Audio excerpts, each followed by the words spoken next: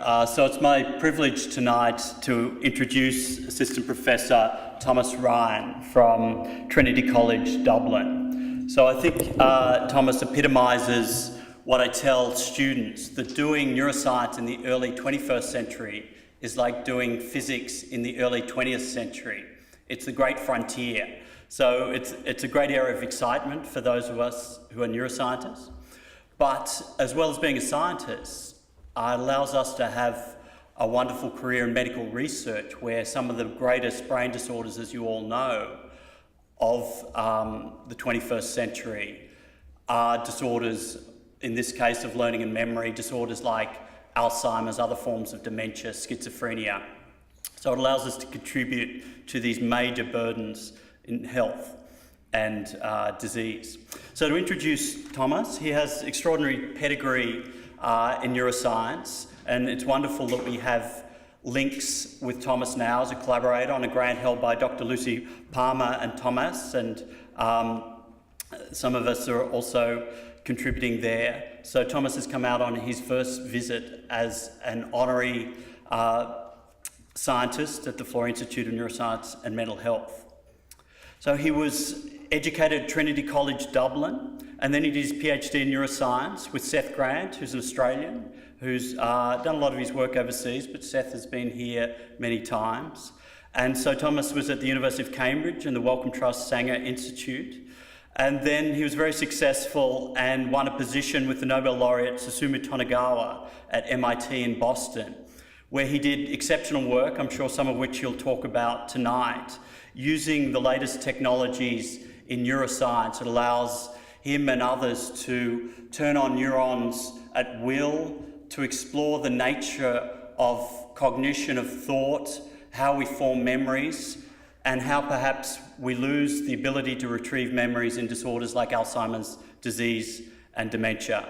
We're really looking forward to your talk, Thomas, and I welcome you to the Florey and to Melbourne.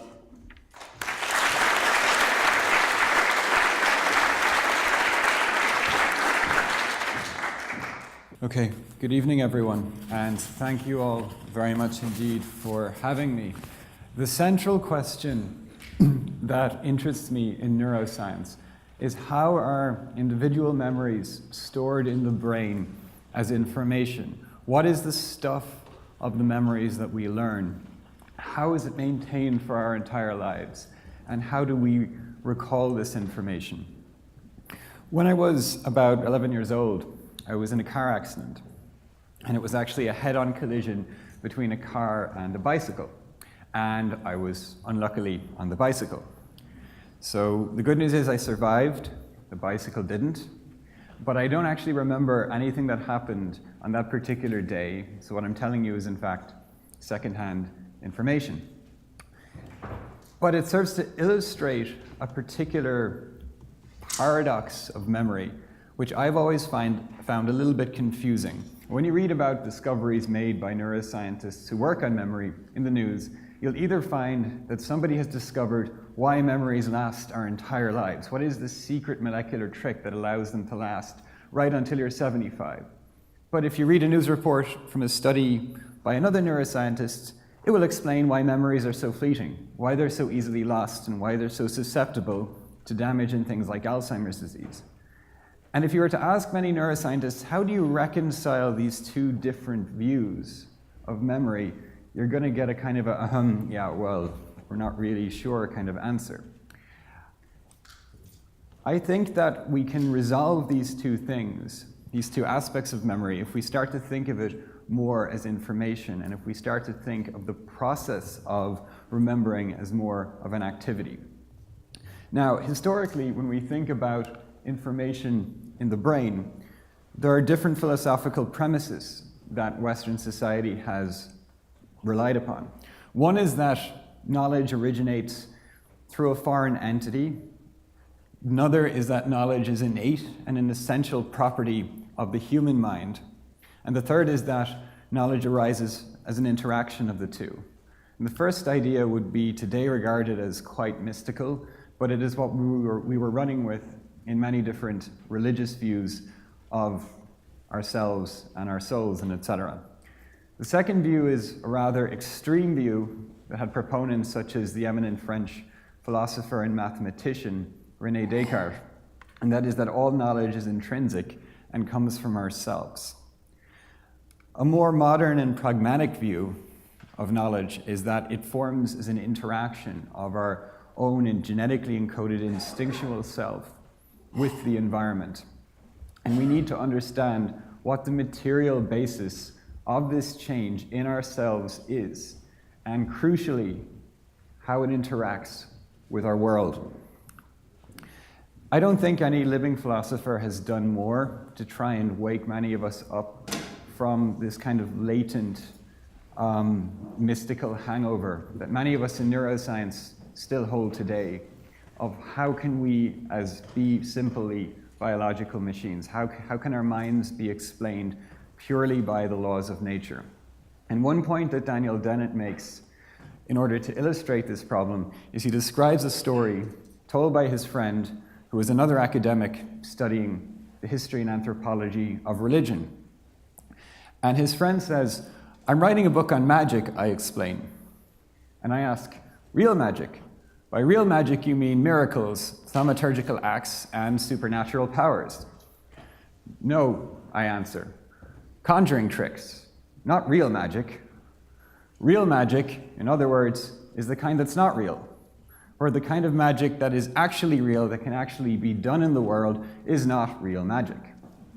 I think the same is true of how many of us, including those of us in neuroscience, view the currently not well understood mechanisms of brain function and how they lead to mind. Now, once we accept that mind must have some material basis in ourselves, it then begs the question, where in our bodies do we look for it? And historically, we've tend to look for examples from our own technology.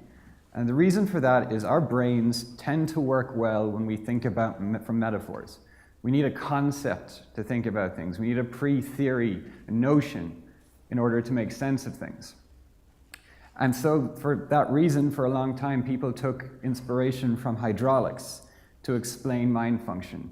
And for this reason, Aristotle and other very serious thinkers were quite certain that our heart was the seat of mind.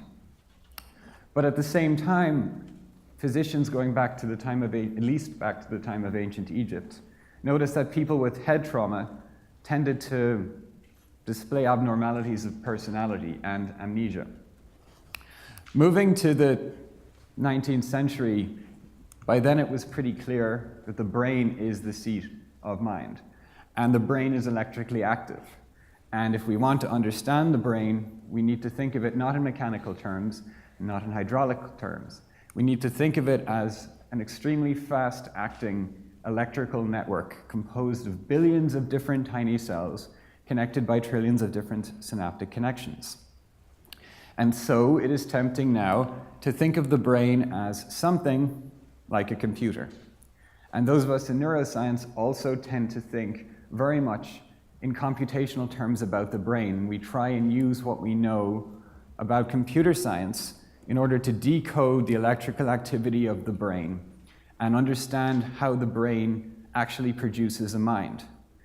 But there's a problem with this particular approach, and that problem is that it's completely wrong, because the brain is not a computer.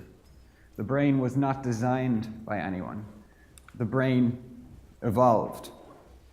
And the brain evolved about 2 to 3 billion years ago. And it evolved as a much smaller organ that was taking care of the very basic functions required of simple animals, functions that actually existed prior to the origin of the first brain. And it's been slowly hodgepodging its way around the world ever since, trying to help animals to survive and to reproduce. The brain has one function. Its job is to help you move around. That's all. Nothing else. Well, one thing else, it's also useful for sweating. But other than that, the brain's job is to help you move, to help you avoid predators, to find warmth, to avoid cold, to have sex, to do all these things as much as possible in the best way possible. These things help your survival. Everything after that, from language to aesthetics to science to art, exists solely to maximize your survival and reproduction. And we must think of the brain in terms of these functions in order to understand the kind of non-conventional computations, conventional from the perspective of computer science, that it undertakes. Now, when thinking about the kind of information the brain stores, it's useful to compare what it would take for a standard computer to store information from a typical everyday image. Now, if you take a 3-year-old or 4-year-old child, they'll quite happily sit in front of a 72-minute cartoon, such as this particular Looney Tunes episode I'm referring to. They won't quite happily sit in front of Ulysses for a few days or whatever it would take them to actually read it. And the reason is their brains are just so much more adept at assimilating the cartoon because it's attracted to colorful moving objects with sound and narrative, than it is to read through hundreds of pages of second and third order literary narrative. However, were I to transfer both of these forms of media to a computer, to a typical computer as we have today, I can store the book Ulysses in 0.8 megabytes of information, but on my laptop it takes 260 megabytes for me to store this cartoon. This just serves to illustrate that the kind of information our brain works on would be very inefficient to do it in terms of conventional computers. It has to have a different type of architecture. It has to have an innate language that is very different to the kind of language that we construct for computers. That's all I want to say about technology metaphors for now. Now, amnesia can be devastating to our existence as humans. Our memories are central when we participate in social situations. They are crucial when we navigate our environment, and they are very central to our sense of self. We're highly autobiographical organisms, and without our memories, we don't really learn about ourselves, we don't know who we are.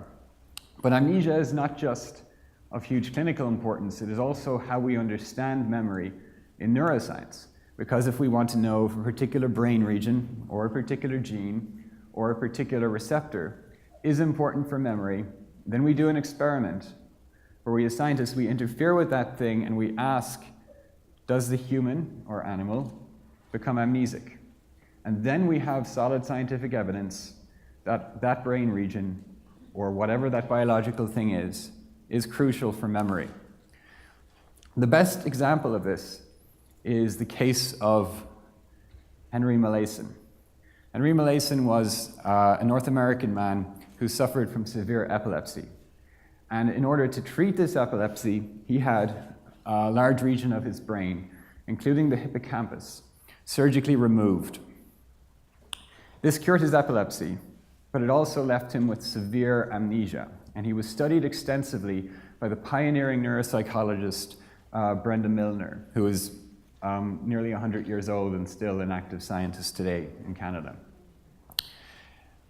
And Brenda Milner noticed that Henry Molaison suffered from very specific types of amnesia. He suffered from amnesia for particular episodic memories, but not for other types of memories. He was able to learn how to play the piano. He was able to learn how to draw. He was able to learn how to do art, but he couldn't remember that he had met you yesterday. And every day he was meeting people for the first time.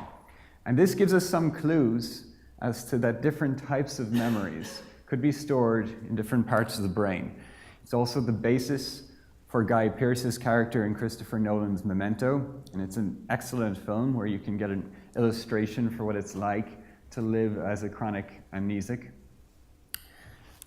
This is my friend, Thomas Dixon. He's a real-life person who suffered very traumatic head injury, and now he can't always remember what he did on any given day. But rather than use tattoos to combat his memory loss, he has developed the far more sustainable solution of outsourcing his everyday memory to a custom-built memory smartphone app in order to cope and to manage with his everyday memory. His case and the other cases serve to remind us, I think, how devastating amnesia can be for everyday function. And amnesia can be considered a broad symptom, not a cause, but a symptom of brain disorders that can have many different origins: head trauma, stress, drug and alcohol abuse, oxygen deprivation, nutritional deficiency, aging, degenerative diseases ranging from Parkinson's to Huntington's to multiple sclerosis, and of course, normal aging. And in a sense, I think, like cancer, amnesia is a common symptom of many different medical problems. And so it's a case where treating the symptom may have more wide-ranging utility than treating any one particular cause. Now, in our early lives, most of us tend not to think of ourselves as amnesic. But how many of us remember our third birthday party or our first storybook? And how many of us remember taking that all-important first step? 33% of us will suffer from some form of dementia, but 100% of us have experienced infantile amnesia, the global developmental loss of memories formed in early infanthood. And many of us suffer infantile amnesia numerous times. Our children just will never remember or appreciate the time and energy that we put into them in the early years. Memory loss, whether by misfortune, disease, aging, or growing up, is fundamental to our experiences as humans. It's a fact of our existence. But my question is, what if we could get those memories back?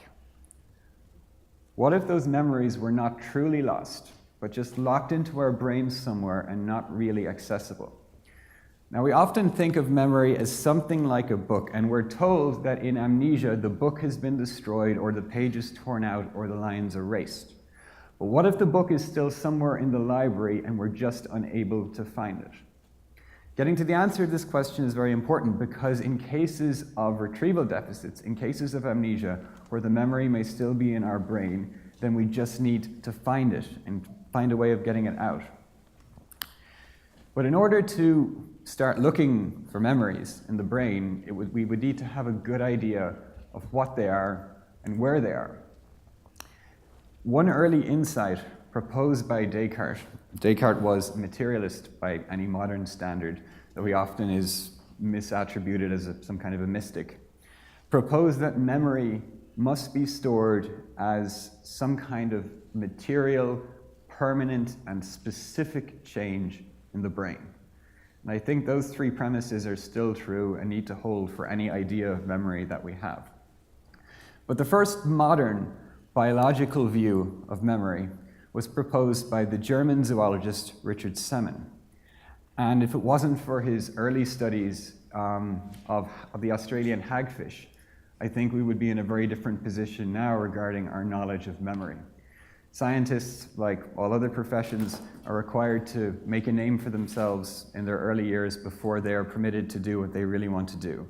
And in Richard Semon's case, he was a zoologist who came to Queensland in order, with a large group of local Aboriginals, in order to study the Australian hagfish. And he produced this very large monograph on his zoological surveys of Queensland called In the Australian Bush. This is a photograph of Richard Semon somewhere in the wilderness in Queensland. After coming back from Australia, Richard Semon then took up a permanent academic position at the University of Jena and went on to write his second book called The Meme. In this book, Semon laid out the first serious biological proposal for how we store memory in the brain. And he hypothesized that a particular memory would result in a plastic change in just a few of the brain cells that we have, and that those changes would be permanent and long-lasting. And when we recall a memory, we are reactivating those particular brain cells. Now, at the time, Richard Semon's theory did not have a lot of traction in the scientific community, partly because memory at the time was mainly studied by psychologists, and being a biologist, he was not taken very seriously. And also because he was expelled from the University of Jena on account of having an affair with a colleague's wife. We don't do that anymore. I mean, we don't expel people for it anymore. Since then, we've really been studying engrams indirectly. We've been studying the effect of brain damage and disease in general on memory function, in essence by studying amnesia. The early studies were done by Carl Ashley, a very famous neuroscientist from the 50s, who started lesioning different parts of the rat brain and asking how they performed in various tasks.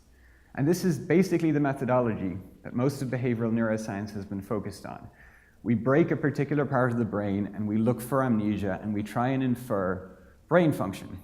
But when we do so, and though a great deal of very significant progress has been made by this method, we're dealing with the brain's capacity to learn and the brain's capacity to remember. But we're not dealing with the question of how individual engrams, in the way hypothesized by Richard Semon, would be stored and computed in an intact brain.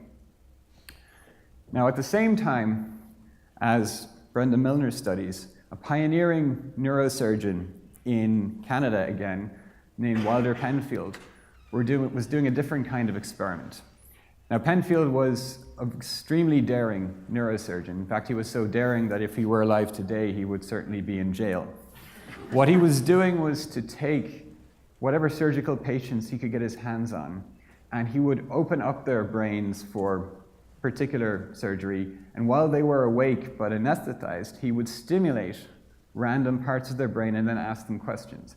And he found that when he stimulated the brain area around the hippocampus, the same area where Brenda Milner was studying the loss of that region in Henry Molaison's case, the patients reported the recall of random memories that they had from their childhood. And so this was an orthogonal piece of information telling us that this brain region must be storing some kind of specific episodic memory.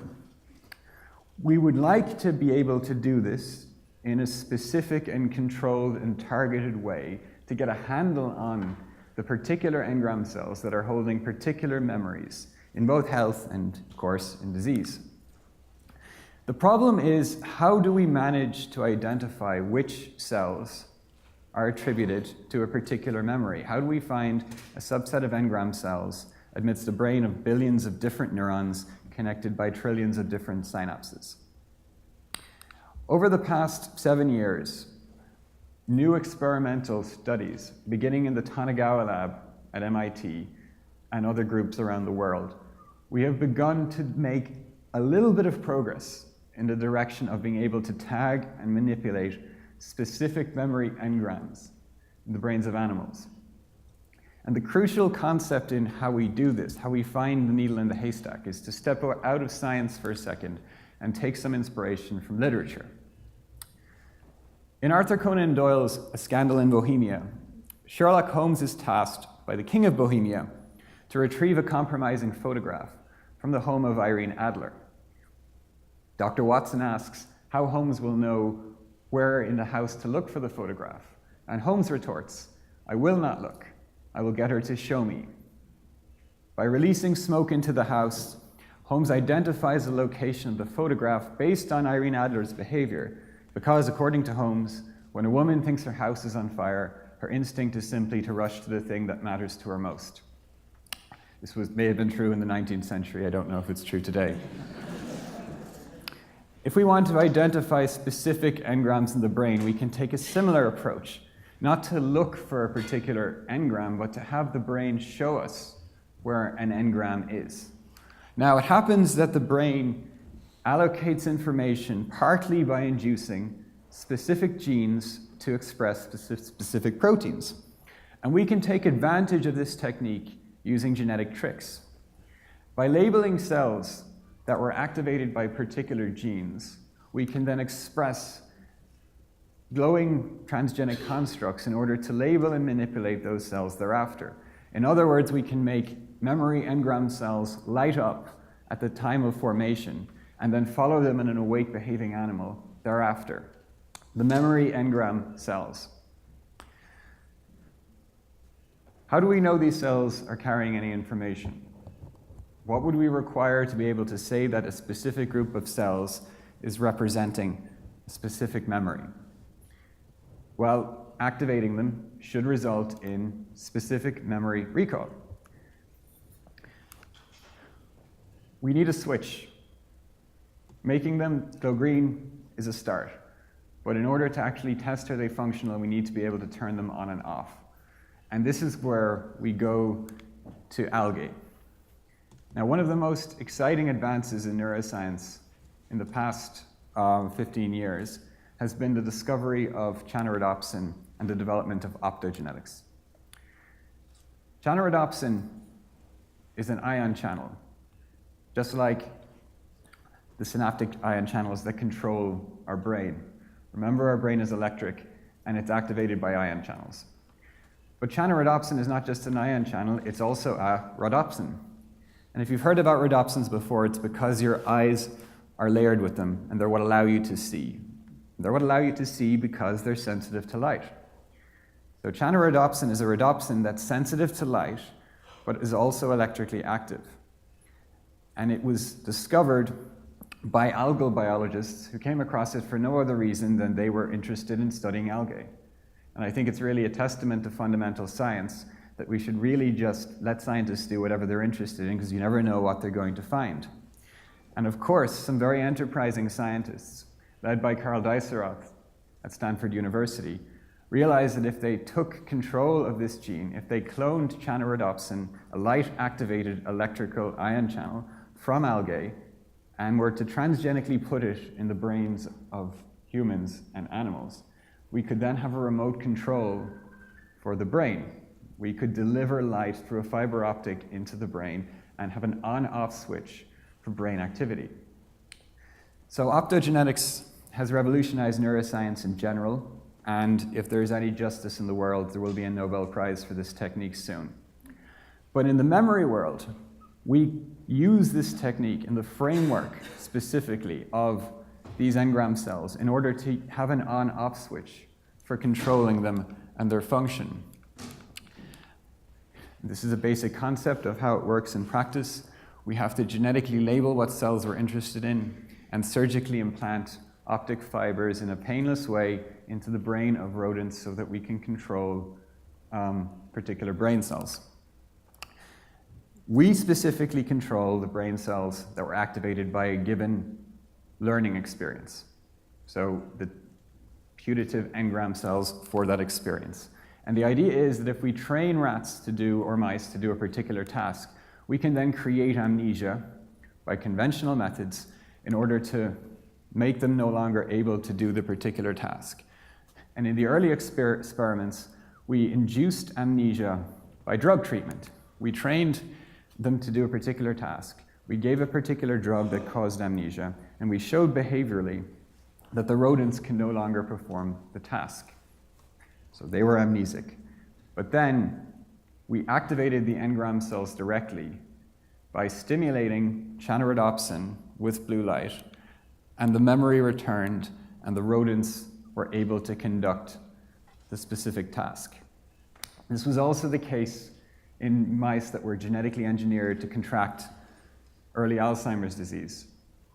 They were apparently amnesic, but when we stimulated the particular memory, they were then able to conduct the particular task. Now, mice are pretty smart. They have to be to have survived for so long in a world full of predators. And we can train them to navigate mazes, to learn that a particular area is good or bad, or to learn complex instrumental tasks. One of the principal tasks we use is called fear conditioning. And in the case of fear conditioning, we train mice to associate a particular context or tone with a very mild foot shock. And thereafter, the mice will display freezing behavior when placed in that context. They will show fear for a learned context. And just to show you what this looks like, in the case of labeling a particular engram, I'm going to show you two quick videos. Give you an idea of the simplest case of activating a particular engram in the rodents. In the first video, I'll show a naive mouse that is in a neutral context and will shine light into the brain. Then the mouse has a fear conditioning experience. It's shocked in a different environment, and the engram is labeled. And then we'll bring it back to this environment and shine the laser again, and you can see how the behavior changes. So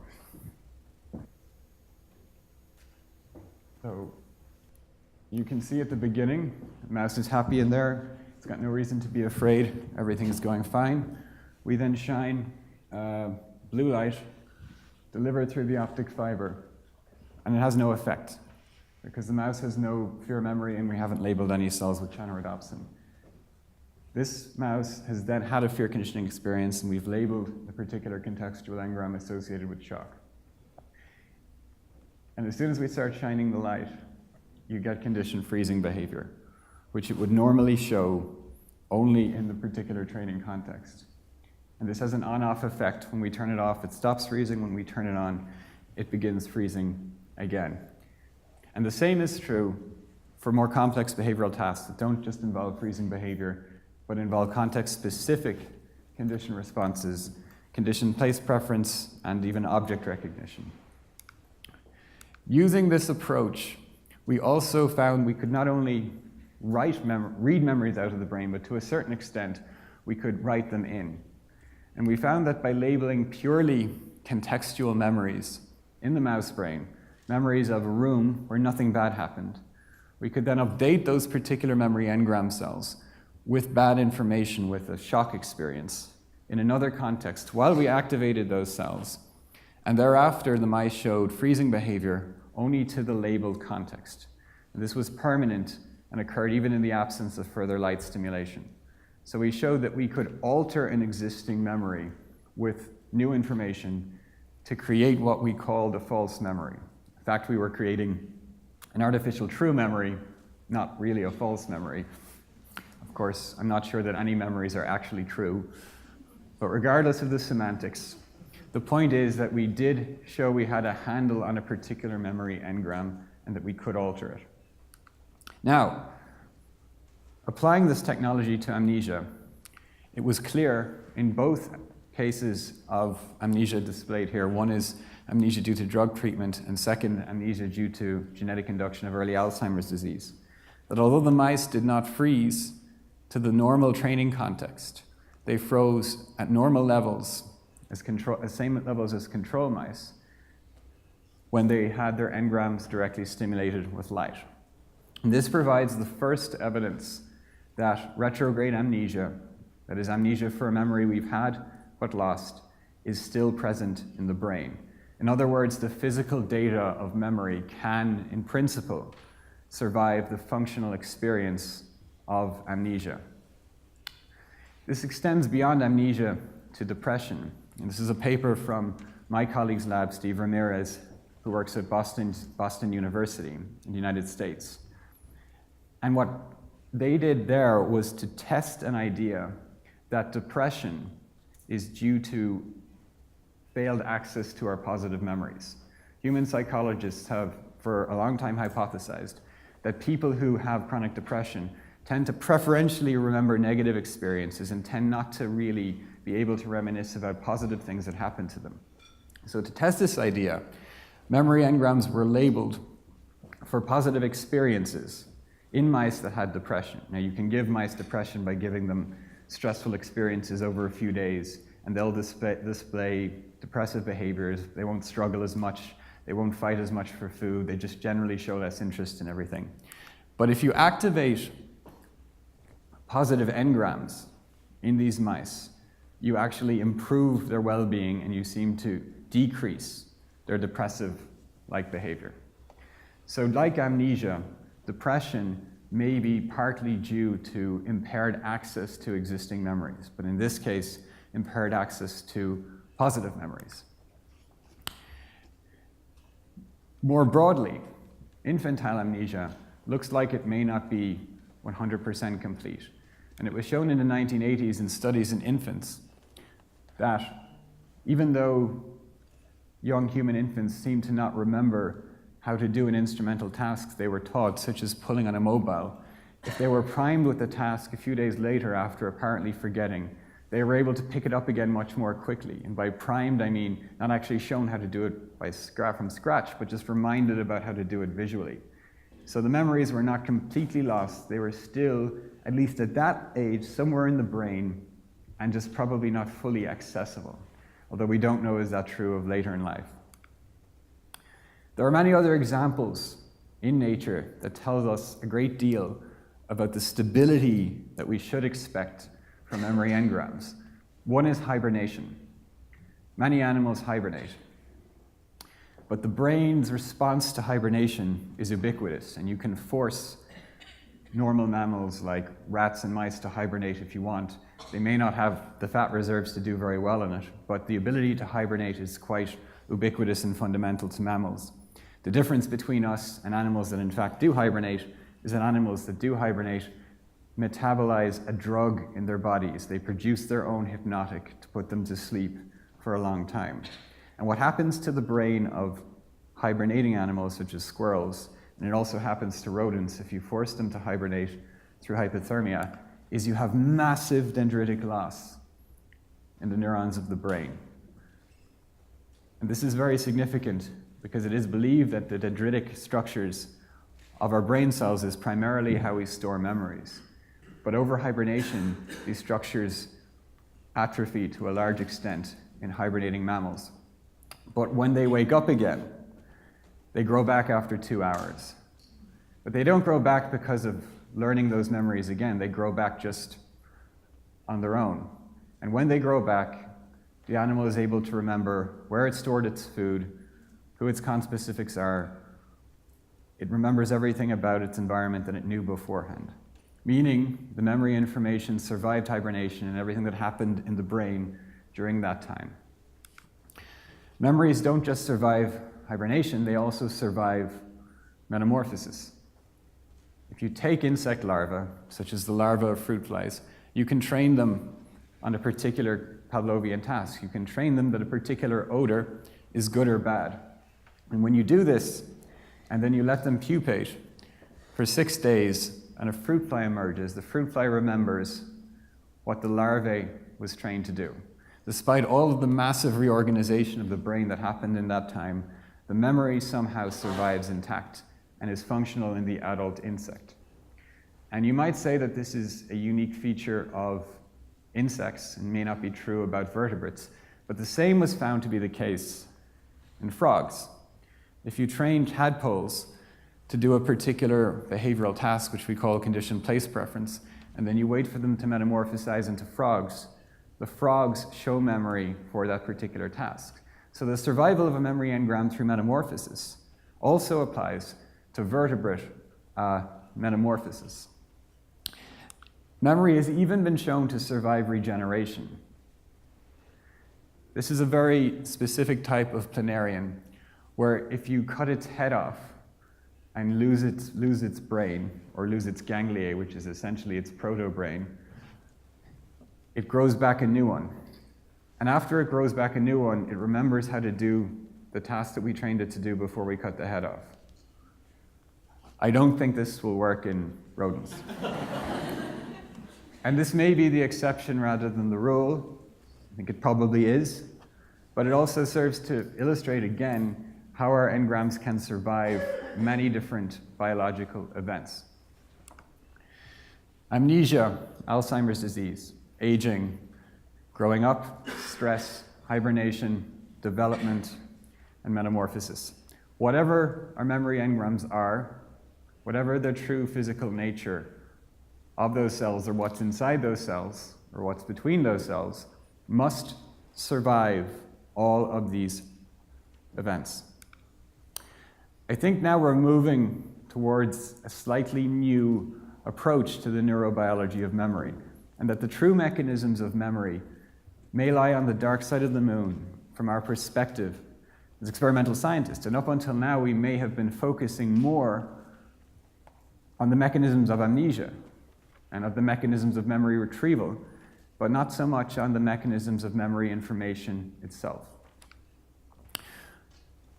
One thing that survives amnesia in the experiments I described is the connectivity between cells, the patterns of connectivity between cells. When we label memory engrams in the mouse, we see, during learning, specific changes in the three-dimensional connectivity pattern between brain cells. And this feature of the brain survives amnesia. It remains intact, even though the memory seems to be not available, and activating these constellations of brain cells is what allows us to get the memory out. The facts of these studies open up very exciting possibilities. Will it be possible to treat amnesia from various different causes in human beings?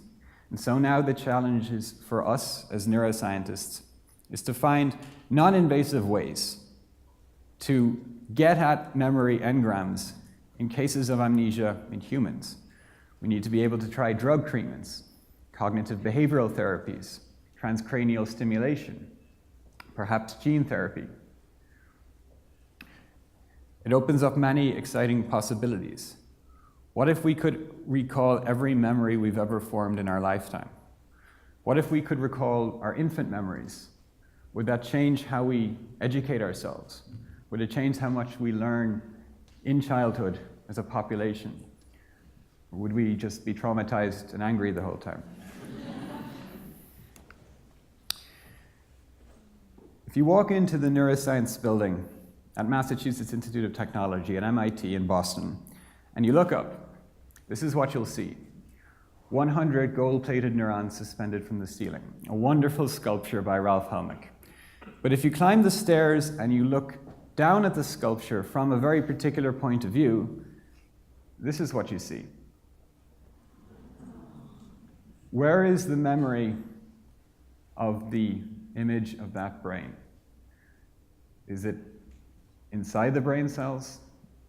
Is it in the shape of the brain cells? Is it in the gold? Of course, it's not an arbitrary physical substance, like a gene or a protein or a cell. And neither is it mystical or vitalistic or divine, but it is information. Information that happens to be encoded in a particular constellation of brain cells. Information that only has meaning in the interaction between the organism and the world, but doesn't exist in itself in an absolute form. Your brain does not store your memories. Your memories are your brain. Your brain is the sum total of the experiences you've had, subtly changing the three-dimensional architecture of your brain through your lifetime and building on your instincts. This is a working hypothesis, and work done in our lab in Dublin and also through our collaborations here in Melbourne is aimed at identifying how these engrams are formed, how are they maintained, and how do we make sense of how they code meaningful information in animal models. I'm often asked, if memories are stored through connectivity changes in the brain, how can they last our entire lives? What is the specific ingredient that accounts not for the fleetingness, not for the amnesia, but what accounts for their stability? How can one particular connection just be maintained indefinitely? This is a photograph taken by Chris Hadfield from outer space of the city of Berlin. Crucially, it was taken 27 years after they tore down the wall. Why can we still see the divide between East Berlin and West Berlin? Because of the streetlights. In West Berlin, they prefer to use the more environmentally friendly, I think, mercury lighting, and in East Berlin, they still use sodium lighting. Now, it's not that they haven't maintained their streetlights since 1989. Of course not. They've been maintaining them, they've been replacing them and servicing them, but they've been doing so according to an existing structure that was already in place. And likewise, if our brain forms new connections in its three-dimensional architecture, then to maintain those only requires it to keep up its normal housekeeping, to keep up how it normally manages its normal brain circuits, how it maintains its own health. Now, the fact that memory is information is not to say that it is immutable. It's not to say that it can't change. Words engraved in stone can still be altered by adding new information. So if we take this particular premise, women without man is nothing, and we may not be particularly happy with this, we can simply engrave new words in stone to change it with some punctuation and a few more letters. Now, all of the original information remains perfectly intact. Nothing was lost. But because new information was added beside it, the meaning of the engram has changed entirely. And this is precisely how we can continue to update memories for our entire lives. They're not crystal, they're stable, but they're not crystallized, they can still change. This is also how we can hope to do something about post-traumatic stress disorder by mutating traumatic memories into more livable ones. And unfortunately, it's also how our brains can be coerced by misinformation and coercion into forming false memories and false beliefs, often resulting in very maladaptive behavior. Understanding memories as permanent changes in our brains may even tell us something about our own instincts. Our instincts are genetically wired into the hardwired connectivity of our brains, and if our memories are made of the same stuff, then it's possible that they share a common informational language with our basic instincts. And indeed, this has many uses for understanding how we can treat many behavioral disorders, most of which are due to genes on the Y chromosome. And indeed, we spend much of our education system dealing with the problems of innate male instincts. Just like our memories can change, our instincts can be changed too. Now, before I close, I just want to say one thing about public communication of science. One of the reasons that scientists in the last 15 to 20 years are coming out of the laboratory more and more, are coming into public arenas like this, is because we want to engage with the public. We want to have science understood as a cultural objective of our society, not just so that we can justify grant money, not just so that we can get more funding to treat particular diseases. We want science to be seen not as a utilitarian thing. We want science to be seen as a central cultural activity that is important to all of us. And having been a scientist for 15 years, and having spent a lot of time trying to justify my existence, I sometimes get a little bit depressed about a lot of the work that we try and do to justify how we are communicating science. And a lot of this is the fault of scientists. I think we need to be much more honest in how we communicate our work in the media. And I think this has become much more important today. And it's not important because of treating disease, and it's not important to justify our research careers. It's important to justify how we treat knowledge in our society. Now, many people will say I'm being a little bit paranoid and being a little bit too, worried about these kind of things because our society has never been so peaceful. It's never been so productive.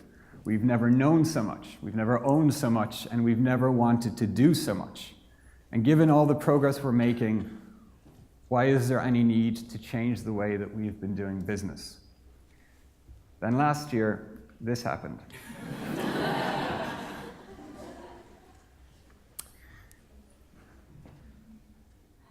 It's very, very important that we keep a firm account of our facts and our values, both in science and outside of science. For scientists, that means we need to treat our own facts with more respect. We need to be able to communicate to the media what we really know about what we're doing and not oversell our data. For citizens, it means that we need an open conversation about what our data really means. From the value side, we have to take a more honest look of how we do science, just as we have to take a more honest look of how we do business and politics. The problem is we've become too concerned with celebrity worship. We've become too concerned with Nobel Prizes. We've become too concerned with fantastic achievements that can be done in 5 to 10 years. That's not how science works. It was never how science works. Science is a very honest process. It's a very solitary process.